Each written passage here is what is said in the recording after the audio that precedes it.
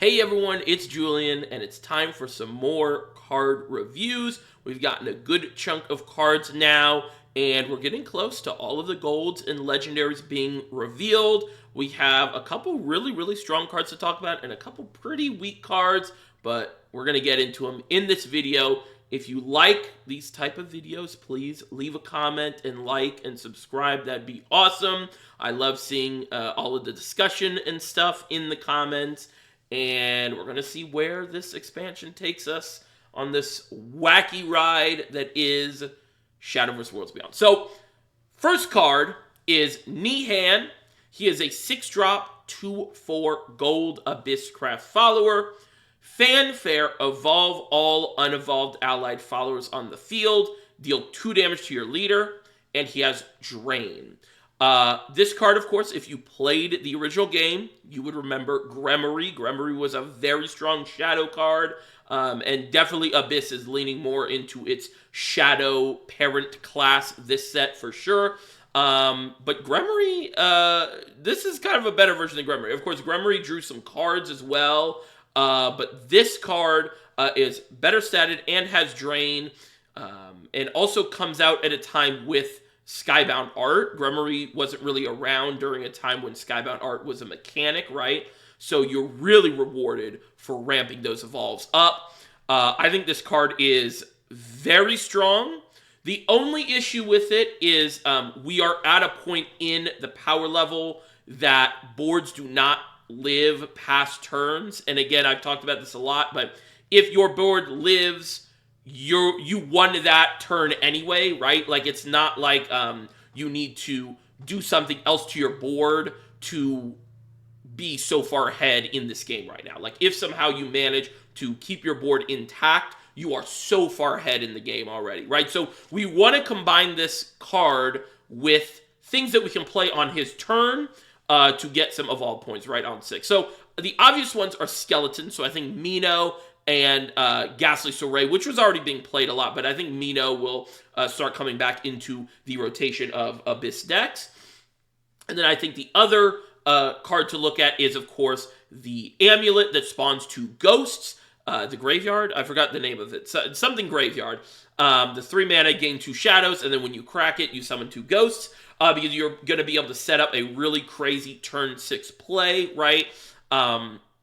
And yeah, I think this guy's really good. I think it's also very important that he comes down on turn 6 and not like a turn 7 or 8 play where we already have really strong turn 8 play with Cerberus and a ton of options on turn 7, right? So we don't want to add another 7-drop or 8-drop into our deck. It's really good that this comes down on a turn that Abyss does not have a lot of stuff to do that turn anyway, right? Besides the Undead Soldier, the guy that summons 2 zombies, right? So this card's really interesting. My only worry, and of course this goes back, this might be, beating, I've beaten this drum so many times, but Abyss, outside of if you play like some crazy draw engine like Bellringer, Cosmic Cyclone, stuff like that, does not have a lot of good card draw and consistency. So having a card like this where it is very dependent on you seeing a couple skeletons is a little iffy to me, right? Gremory was really good in the first game because she was flexible. She could be 1 play point, just basically draw a card if you have an evolve card.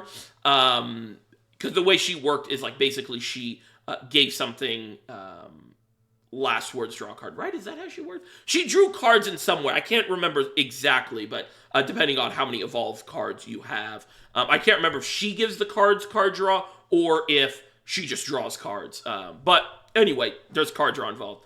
But she was flexible in that she was like a 1 play point cheap thing, or she could be the 6 play point, 7 play point. Eventually, they kind of nerfed her.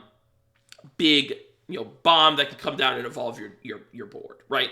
So this has less flexibility and is very dependent on setup because, again, once we start hitting into that turn 7 and turn 8 area, we want to be playing our Fedials, our any of our 7-drops that we own, right? Odin, Rule Nye, Rule Nye Valneric, stuff like that, right? So I am worried about like the amount of setup this guy takes, because you really want to see at least 2 skeletons. So that's going to be getting a Mino and a Ghastly Soray in the first 5 or 6 turns. Of course, those cards are early game, and they're good early game anyway, so it's not like we have to go out of our way to get that, resources. I will say the Amulet, I think, is a little slow. And then also with the Amulet, the thing with the Amulet is that you're most likely playing this guy in a Belial deck, and like we talked about with Belial, you don't really care about the face damage, so that you're just OTKing the opponent anyway on that turn when he comes down. And yeah, so I think this card's very good. I think it'll see play. I'm not saying it's bad, but if it ends up not being as good as we thought, I think those would be the reasons, right? Is because it's kind of a combo card in a class that does not have a lot of consistency, and once you pass that turn 6 moment, you have way better plays, right? So that's what I have to say about Nihan. I think it's a really good card. Now that we've seen all of the golds and legendaries for Abyss, I think Abyss is looking very strong, and I think it's looking very interesting too, because I think there's different ways to build it, like we were talking about. I think you could do sort of like a corruption build where you are going for more of that burn damage, and also like that would be where the ghosts come in from the amulet and stuff, or you could be going for the full control Belial type build where you're trying to rush these Evos in and get Belial online as early as possible and OTK your opponent. So I think it's pretty interesting. I'm excited to try Abyss out for a little bit, and Nihan I think is a really good addition to Abyss. I will say I don't love that we got Reyna 2 sets ago, and she's already basically unplayable. She was unplayable. I should expand on that point. She was unplayable before. I liked her design, but she was unplayable. But now we got a better version of that type of design, and I really don't love to see that this fast in the game, right? It's like 2 sets later, we already see a card with the exact same design, but better in every way. I don't love that. But again, we've talked about the power creep and stuff of this game, and that's just how it's going to be, I guess. Next card, that was a lot to talk about that one card, but that was more Abyss in general. I will say also that a lot of people are saying Abyss is looking really strong, and I do think it looks really strong. But it is the only class we've seen every card for so far, so I would say let's see all the other classes getting all their cards. We've seen even more of we haven't seen all of their cards, but we've seen all their golds and legendaries. So I do think some other classes are looking pretty promising. But yeah, Abyss is looking pretty good from what we've seen so far. Next card is GALLEON. She is one of the 6 dragons. She's a 3 Haven follower with Ward, can't attack, and at the end of your turn, if you've unlocked Super Evolution, randomly evolve an unevolved allied follower on the field that did not attack this turn. I think this card is absurd. So I was talking about and thinking about what classes can deal with this card. This is important wording, right? Can deal with this card with 1 card on curve. So, assuming there's no board, right, what classes can deal with this card on curve? And Valse is the one that's the immediate answer, right, in Sword. But a lot of the other classes, I kind of struggled to think 1 card what you do. Like, there are some setups you can do, right? Obviously, you could go in Portal, right? You can go Love Struck Puppeteer, hold the puppet, and the next turn play the one that gives Bane, right? That's cool. Again, that's a little setup. And most decks do have ways to clear this on curve with some setup and with some knowledge that it's coming down, right? I think that fundamentally that makes this a strong card. If you have to pre-set up turns to deal with this card, I think that makes it a strong card, especially in the type of deck that this is going into, right? This is going into a control class most of the time. Even like Ward Haven is still leans control, right? A slow class where Haven is getting value from making the game go longer and not like dying in the first couple turns, right? Like once they get past a certain turn, threshold, they're going to be like overall more strong or stronger than a lot of other classes, if that makes sense, right? So a card like this is perfect for a class like Haven, right? Because not only does it stop a lot of aggression in the early game, you can almost think of it as like a removal for the first 2 turns of the game, right? Because most of the time they're going to have to swing their things that were established on the board into this. And then the other aspect, which I was going to say I really like, but they, if they intend for this card to be extremely strong, which it seems like they are, is the fact that you can't really ignore this card either. You could think like, well, it's just a 5/5, it can't attack. I can set up my own board. This is also like thinking about like in a lower power level, environment where it's like AoEs and stuff don't exist, right? But you could think like, okay, I'll just like build my board, ignore this 5/5, and then once I'm able to freely kill it, right? The problem with that is that obviously Haven has access to AoE. Now we have access to AoE the next turn, right, after 3. But the other thing is she has the other effect where if she exists on the field, she's going to be giving you more value. I think this card is nuts. I think this card is absurd. It's also, of course, supporting a class that's already really good right now. The other thing is, once we think about it with Aether, I think it becomes even crazier, right? Because you're going to be getting basically a 6/7 after Wilbert, so like a 6/9 ward that's going to evolve one of your things. If it hits her, she's going to become a 8/11 with Aura, and then obviously as she still exists on the field, she's going to be getting more free evos, and that will fuel most likely your Sandalphons, right? We haven't seen a Skybound Art card for Haven yet, but Sandalphon's good in there. How many golds have we seen for Haven? Let me check real quick. But and then I do imagine that Gran and Jita will be Skybound Art cards. We've seen 1 gold. What was it? Oh yeah, the Daylafil amulet. So I'm missing 1 gold. That will probably be Skybound Art, I'd imagine. And then the Gran and Jita, I imagine, will also be Skybound Art. And of course the Sandalphon, which should just fit right into a deck like this. So I could imagine this being played. I think this is going to be played in like every Haven deck, period, just because it's like this really annoying card to deal with for every class except Sword. And yeah, again, I want to emphasize that the when I talk about this card, it will get killed. Like, the value of this card is not the fact that it can't get killed, because it can get killed.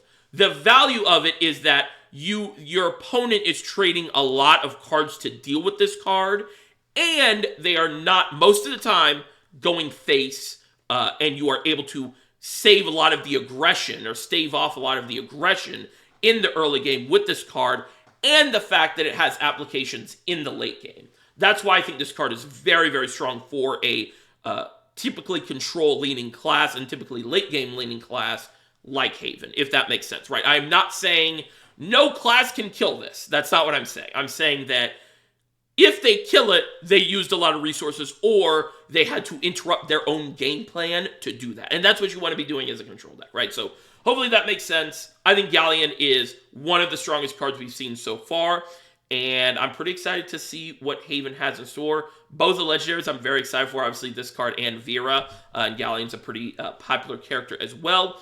So yeah, pretty excited. Next we have AWR. They are a 6 dragon as well. It's a cute little cat. And it's 2 play.21 forest follower. No effect outside of Skybound Art on play, recover 1 Evo point. I think it's important to note, I don't think they Q&A this, so I might be wrong, but I'm just assuming from the original game.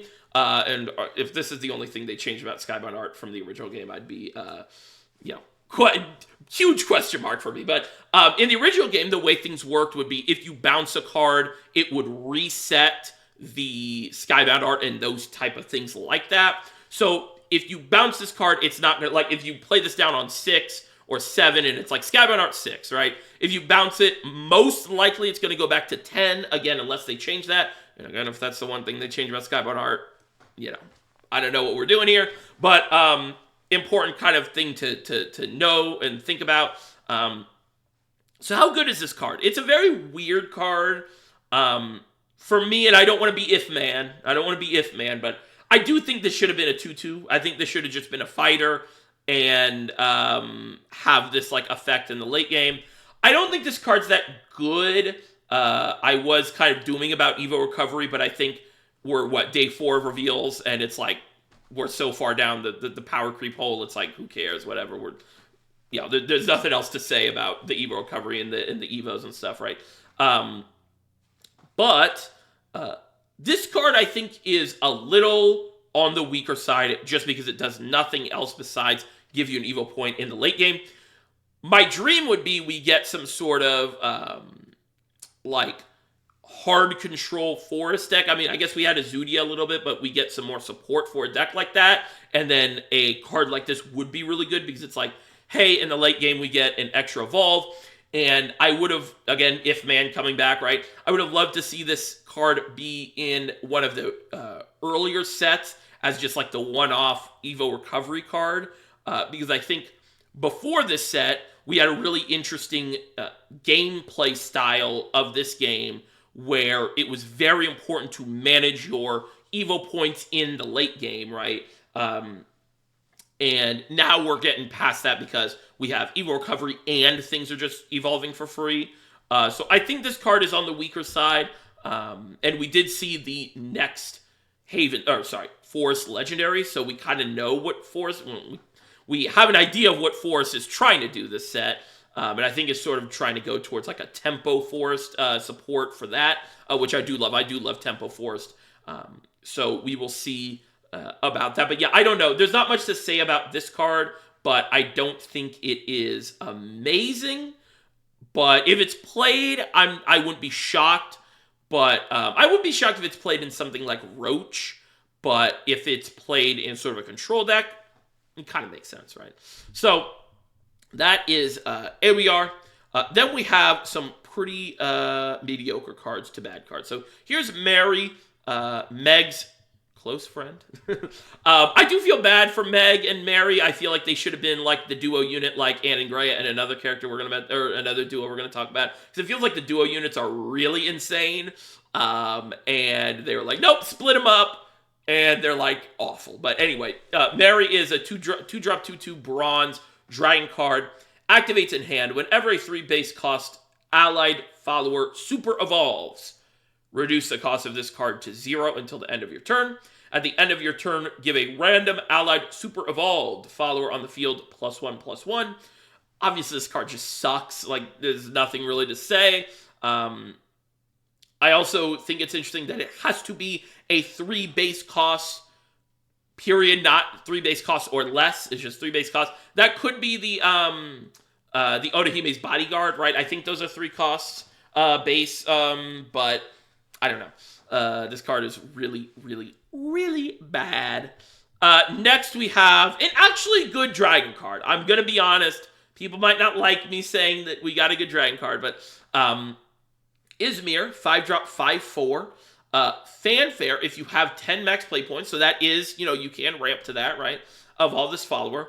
When this follower evolves, deal 3 damage to all enemy followers. This is very reminiscent of a card like Georges or any of those old sort of AoE evolve cards that were really, really good in Dragon and a lot of different classes. And I think this is going to fit right into many, many Dragon decks, to be honest.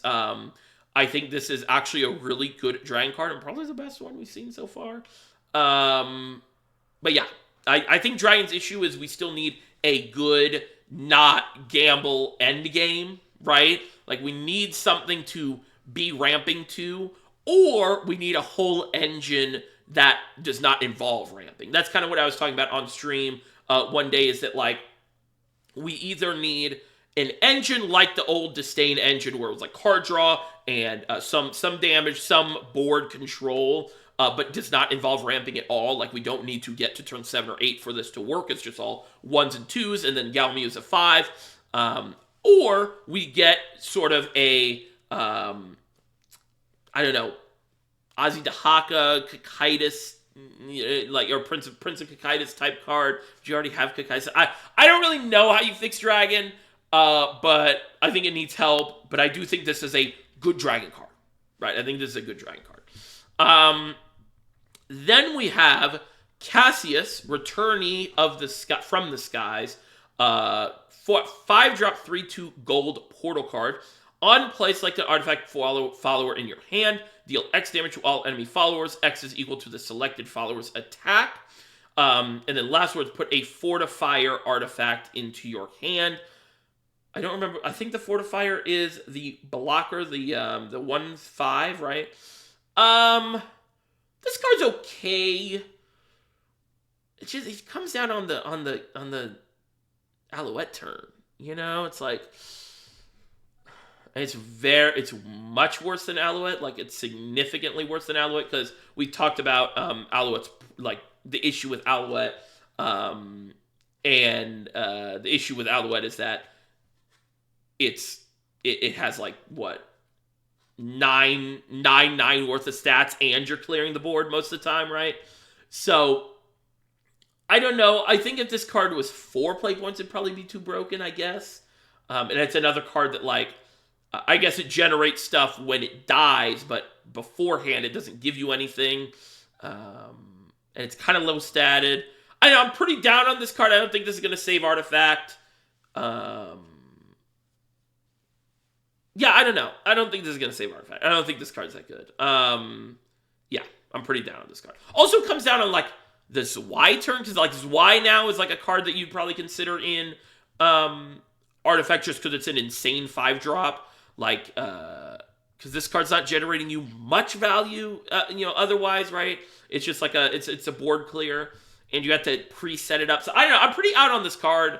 I think before the Zwei buff, maybe, but now that Zwei is just like this super generic, almost like Ann and Grea level type card, I think you're just gonna play that in every portal deck now, as that, like, turn 5 play. And obviously, you'd rather see Alouette. You'd rather play Alouette. But otherwise, yeah, I don't know. I'm pretty down on Cassius, unfortunately, but I could be wrong. I'm not, like, confident in my statement there. Then we have Show Reborn Night King, 3 play point 2/1 bronze portal. On play, if you've unlocked Super Evolution, gain Barrier, and then he has Storm. I don't know what they're doing with portal this set. And I think this is a really good example of a card that's, like, insane in, like, set 1. Even set 2. But every set so far has felt like 3 to 4 sets of power creep in Shadowverse 1. So I don't think a 3-drop 2/1 Storm is playable at all anymore.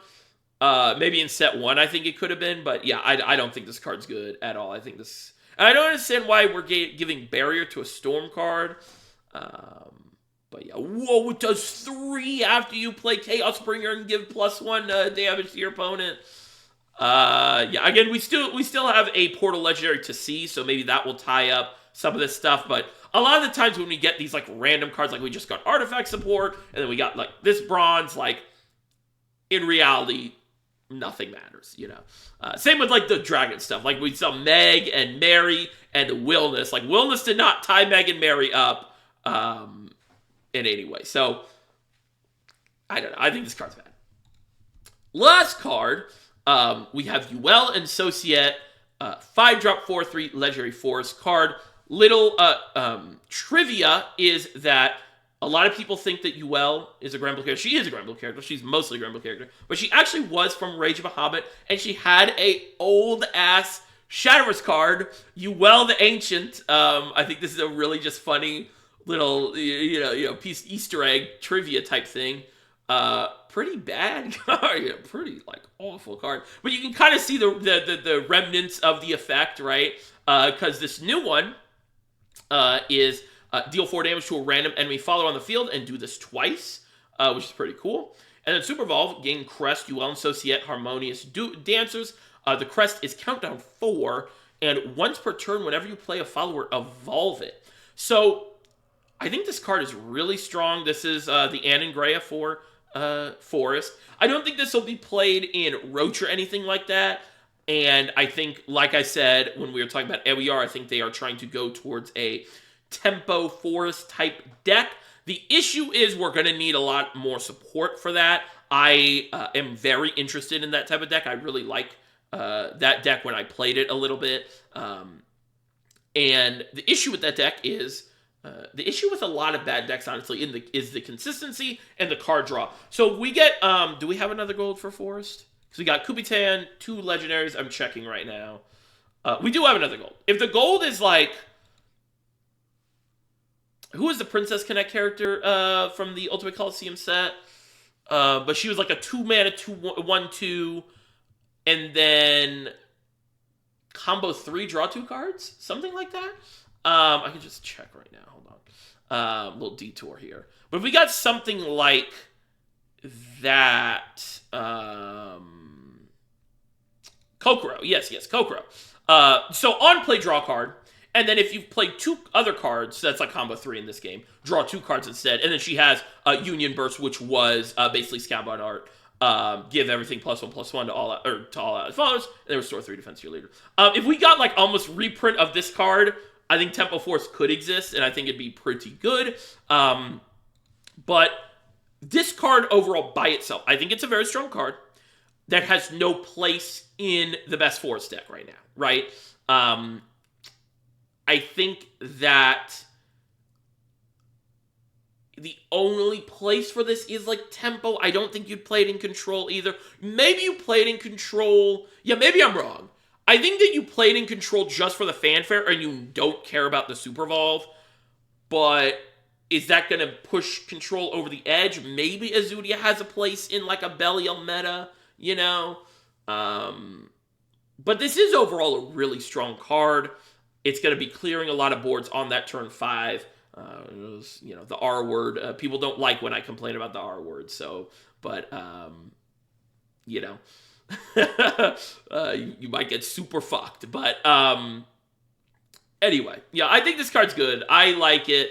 I'm excited for Forest if we are going towards a tempo play style. But I'm a little skeptical of how good it'll be, right? Without some serious card draw. And, yeah, hopefully you'll play this card when there's 2 ambush followers, and then you're like, thank goodness for random, right? But anyway. All right, I will see you guys later. That's the end of the video. Make sure to like and subscribe like we talked about. Let me know what you guys think of the set so far, what your favorite card is from this little group of cards that we saw. And we're getting close to release. I will be doing a stream when the set comes out. But we're also basically streaming every day on this channel. So please, like and subscribe and check that out. Probably by the time you're watching this video, I might be live. So click that little red circle thing on my profile and check it out. All right, I'll see you guys later. I hope you guys have a good one. And bye-bye.